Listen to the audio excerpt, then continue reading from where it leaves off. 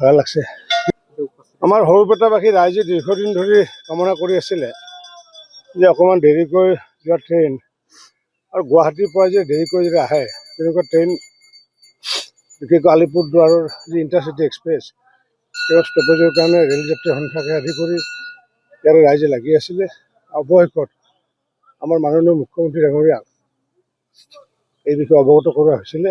কৰাৰ পিছত তেখেতে ৰেলমন্ত্ৰীক জনাইছিলে, যাৰ ফলস্বৰূপে আজি ষ্টপেজ হ'ল ইয়াতে। খুবেই আনন্দৰ দিন আজি। যিকোনো খবৰৰ বাবে যোগাযোগ কৰক আমাৰ এই নম্বৰত 9181 307 221।